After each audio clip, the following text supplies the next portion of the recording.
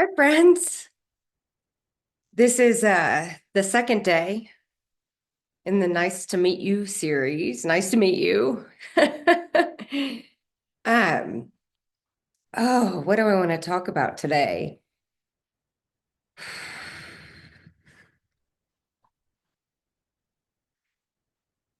So you will see the graphic that I created.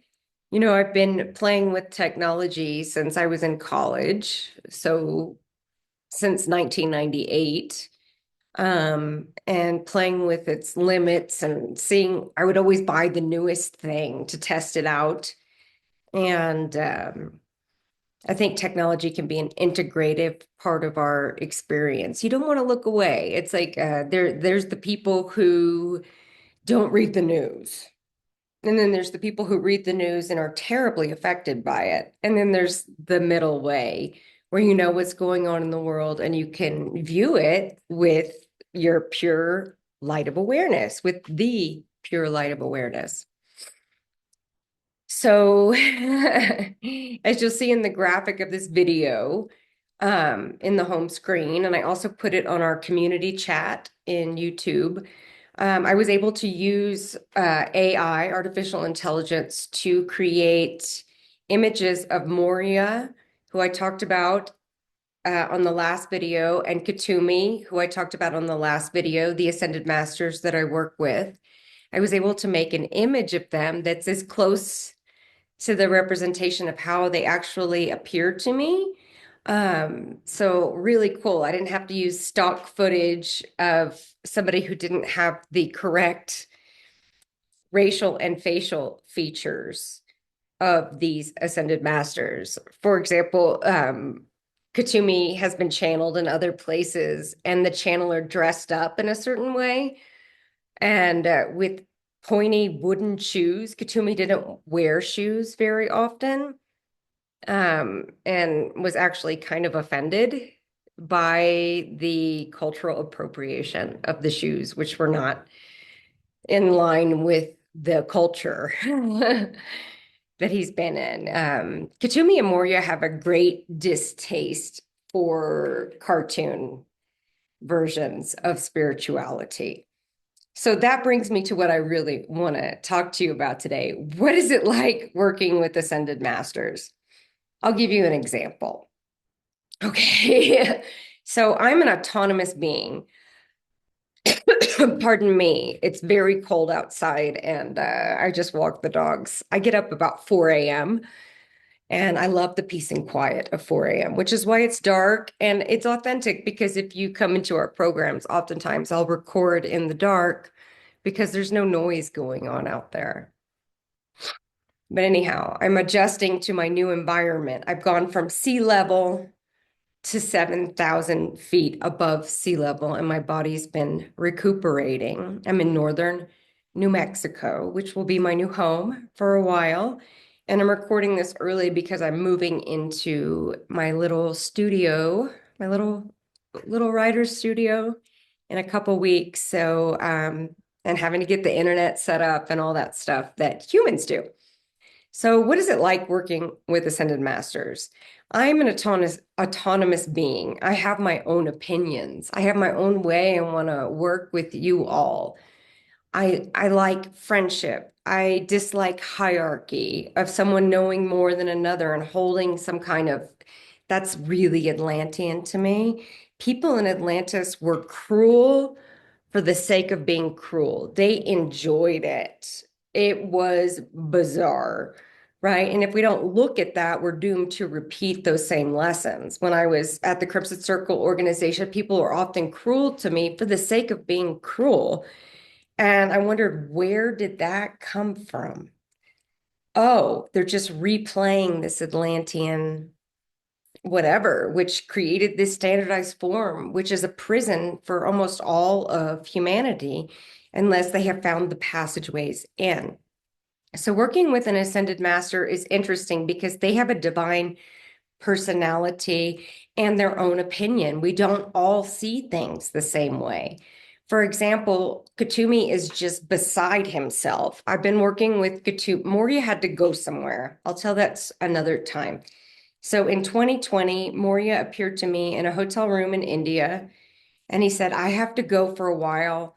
I'm not going to leave you alone. I'm so glad he didn't. I would have just dissolved. I really need a divine masculine counterpart to hold space for me, to set boundaries, because I'm just a bleeding heart, like use me, abuse me type person. I'm learning. Moria says that he goes into my spine to give me a backbone because I have no backbone, which is another example of working with an ascended master. So Kuthumi is really concerned about what's going on at Crimson Circle. I left and ungrouped a long time ago, and I feel like it's not my business or my place.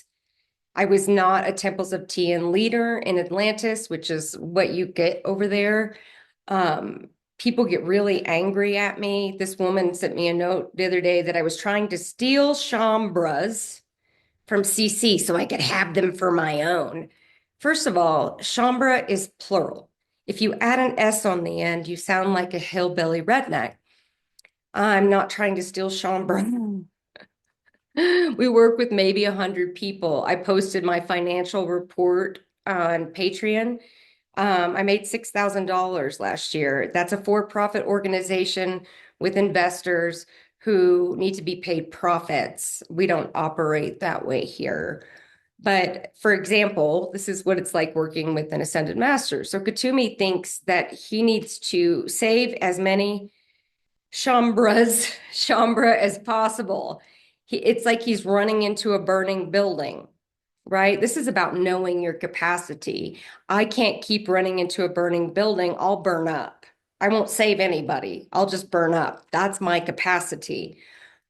He has the capacity. So he shows me this image. He's running into a burning building, trying to take as many people out before the place just kind of implodes. That's his view. So people get really angry at me and they start screaming at me. And I don't care what you do.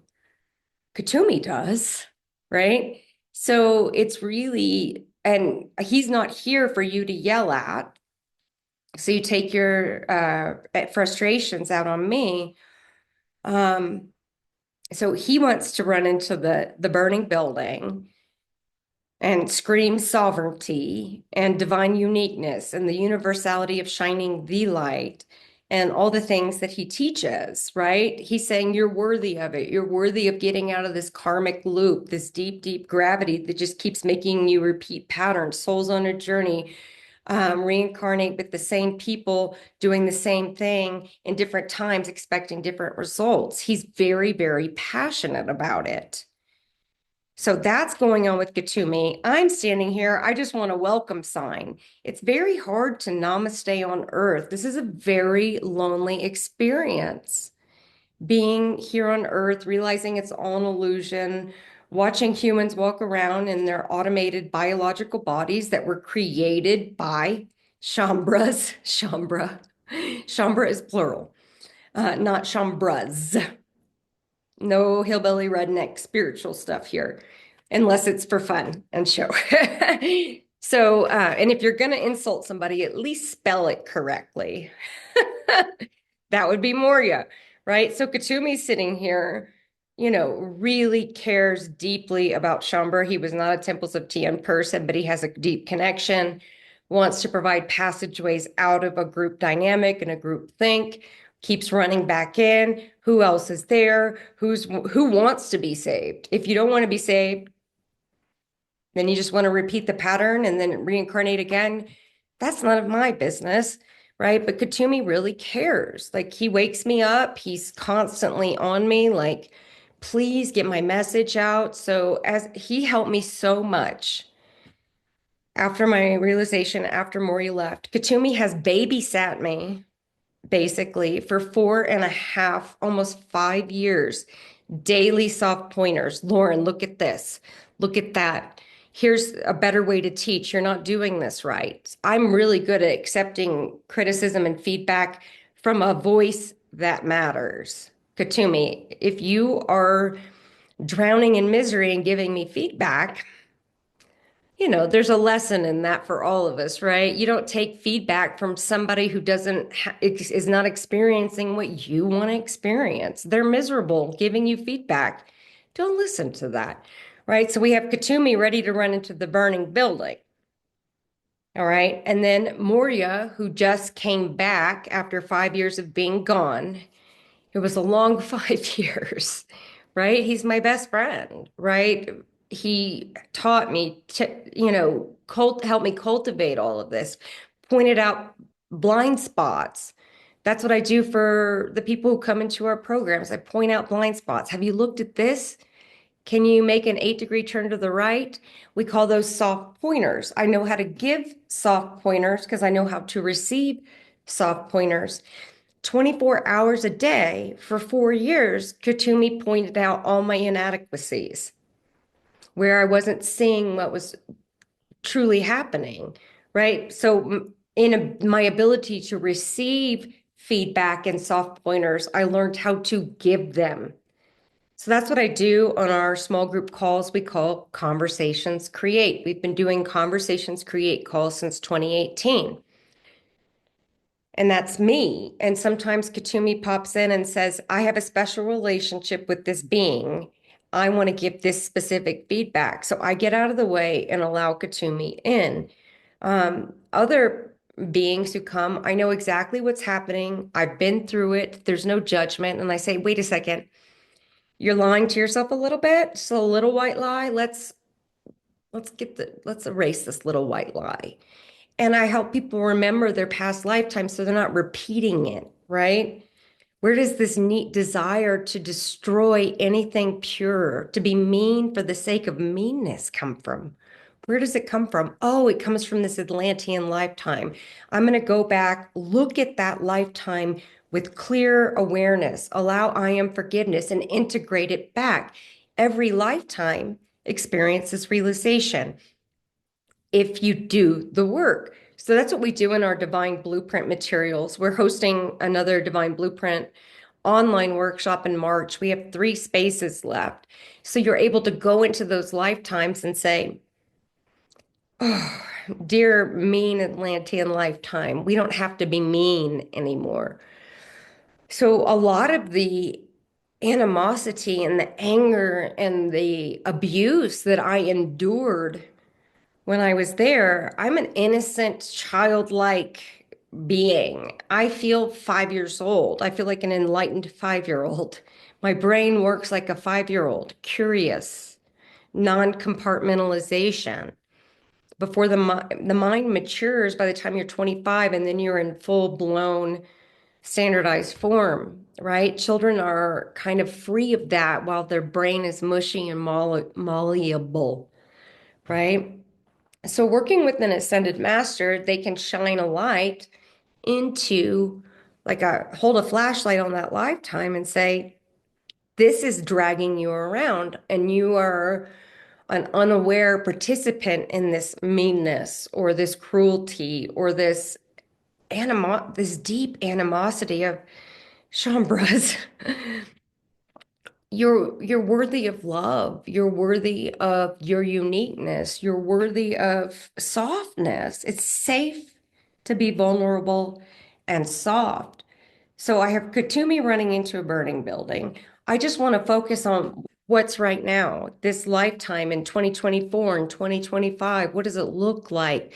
I want to hold a welcome sign out because you're all my friends, right? And then you yell at the person who wants to create friendships instead of the person running into the burning building who cares deeply about you and the evolution of your soul and of the evolution of Earth and the collective human consciousness. He cares so greatly, he's willing to go into a burning building for you.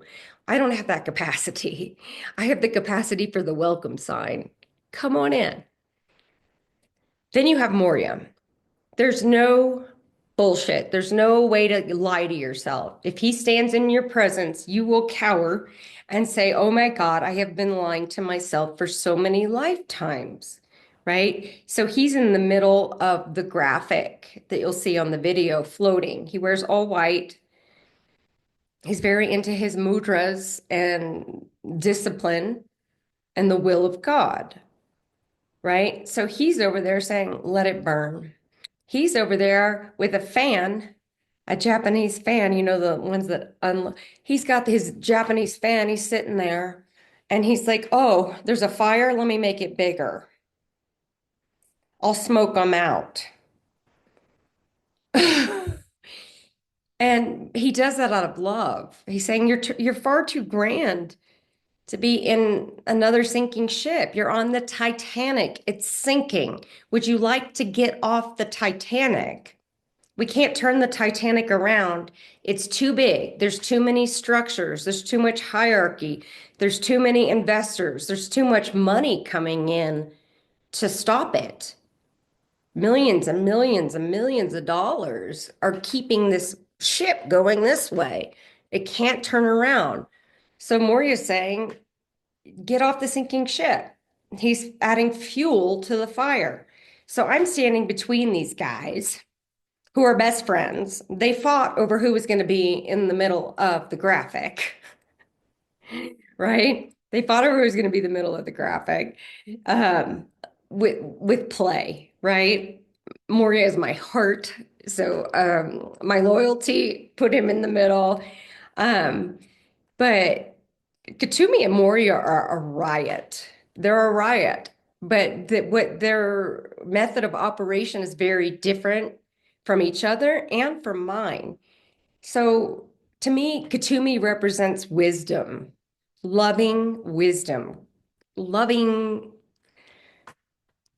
don't leave anybody behind kind of thing, right? And I'm just saying, hey, let's namaste on earth. How can I make that easier for you? How can we bring realization from concept and allow it to flow from the neck down?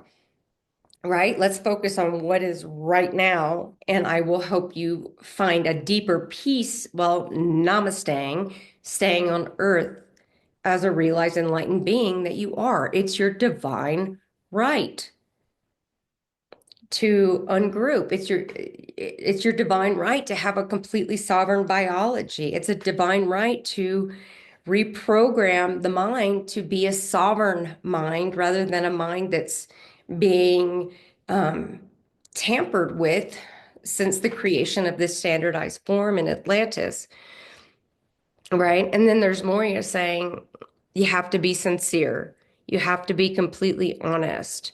It's good that this thing is burning because maybe some people will decide that it's better to exit the Titanic rather than to go down with it. Inevitably, there's going to be beings who go down with the Titanic. And that's their choice. So to me, it's like that's their choice. They want to sit in misery and suffering in another lifetime with another group dynamic. That's their choice. I want to move on with people who are right here, right now. And Kuthumi says, but I can get a few more. And Moria says, let's just let it burn. Right? Kuthumi woke me up 6 months ago and he said, oh my God, it's so dry over there. If someone lit a match, the whole thing would go up in flames. So he's over there pouring water on the dry, dry, dry desert ground. He's trying to get the mustard seeds to grow, and mustard seeds don't grow in rocky ground. And Maury is saying, I'm going to light a match. And I'm saying, welcome. And then dealing with all the emails and the chambres and you know, inevitably, I'll do some research. Someone will send me a nasty note, right? So I go look up who they are. I find them. I look at what's going on. They're a Merlin or a Merlina or a Chambra on Facebook. And 9 times out of 10, they're just drowning and suffering. It's quite sad. It's like someone was yelling at me, and I realized they're in a mental hospital. They're only allowed to use their phone 1 hour a day. This is not a judgment. This is Sarah, daughter of Yeshua, bleeding hard, going, oh, I mean, if I let myself loose, if I listened to my soul, I would go fly there to get them out, you know? I have that aspect of Kuthumi, but I realize this is a choice and they chose to be there and it's not my problem. So I have Moria to balance it out. So that's just a little bit of what it looks like to work with ascended masters and trying to honor that. Kuthumi um, has been so kind and loving to me, working with me 24 hours a day for 4 years. He asked me to put out his ungrouping channel to channel him directly. I really don't like that. But he said if it wasn't important, I wouldn't ask you to bend yourself in that way. Right. So I said, okay, Kuthumi, this is a one-time deal. He's really concerned that people think that paying thousands and thousands and thousands and thousands of dollars for channeled information, that as long as they sit there and listen to the channeled information and buy more channeled information and more downloads and more cloud classes, that their light body is like an object that will drop out of the sky and it's just going to magically happen. He says that's not the case. That really upsets people when I bring it up. I don't want to upset people. I don't want to bring it up, but I also value Kuthumi and honor him and honor his wishes. They are valid. He's able to see things that I can't see because I still have this biological form that I'm still adapting to the light, not my light. I do not own the light. Nobody owns the light, right? You can experience the light subjectively. It's not an objective light. I experience the light subjectively. That's the only way it can become, it's not my light, but it's my expression, experience of the light. Ooh, right? So Moria has returned after 5 years and has a lot to say. Moria has a lot to say about the evolution of Earth, the big picture stuff. And his presence commands a deep love and respect for people who are sincere, honest, and committed. If you're not sincere, he doesn't have any tolerance for sarcasm or cynicism or people who aren't in service to this greater picture. He will burn you. I really, now that Maury's back, you can yell at me all you want, but now that he's back, I really don't recommend it. He's very protective over me and this space and operates in a way that Kuthumi is a bleeding heart liberal, for lack of a better term. So I thought when Moria came back that Kuthumi would depart. And now I have both of them. I have two poodles and two Indian ascended masters floating. And so we go with it. I'm a fluid, flexible being. And I'm deeply relieved to have my best friend back. That's what happens. You have a guru and a mentor, right? Yogananda had Sri Yukteswar and Lahiri Maheshwara. I'm saying that wrong, right? And when Yogananda reached his full luminosity, they were no longer his teacher. They were his brothers and his friends, right? We're all just walking each other home. So that's how it's become with Moria and Kuthumi for me. They taught me, taught me, taught me, taught me, which is reminding me, remember, remember, remember, right? And then when I reached a certain point, they both said, all right, now you're one of us. Now that they're both here, they both want to talk about the Great White Brotherhood, which is not about being skin color white and not about being man. I keep telling them the Great White Brotherhood needs to have a new name to adapt for linear year 2024. So we'll see if they let me do that. So that's just a little bit about what it looks like here. We all have our own ways of seeing. We have our own ways of interacting. The wise, wise, wise, wisdom focused Kuthumi, right? And the divine will, supremely honest, direct, no nonsense. Moria, who will see you crying and say, put on your big girl pants, right? Let's move on. Right?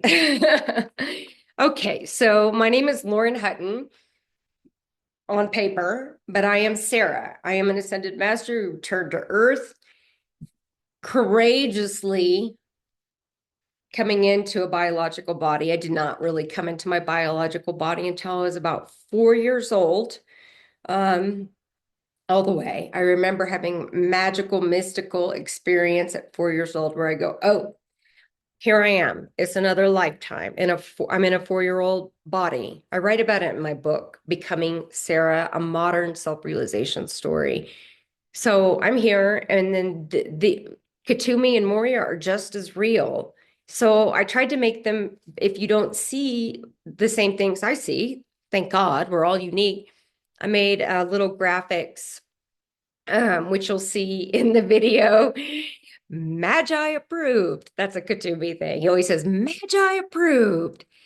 Um, so in the graphics, you'll see what they actually look like, at least to me, with correct dress, facial features, skin color, and everything that they feel is very important to represent those lifetimes without them being dressed up in strange costume clothing from the uh, Halloween store down the street.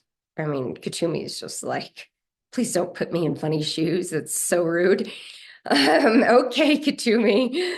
I promise I won't do that. So, my name is Sarah.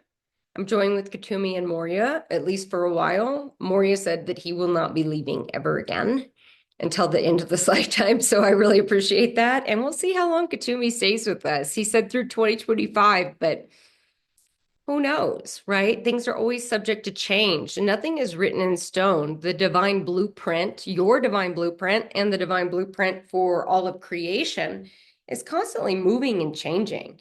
It requires a deep flexibility. It requires the ego going to the we go. The rigid ego breaks down and becomes the we go. You don't ever get rid of your ego, otherwise, you would cease to exist. You need to have some kind of persona to project into this relative reality to keep the body.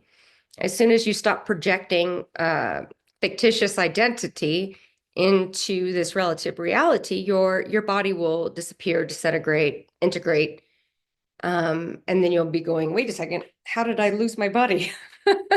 More on that another time.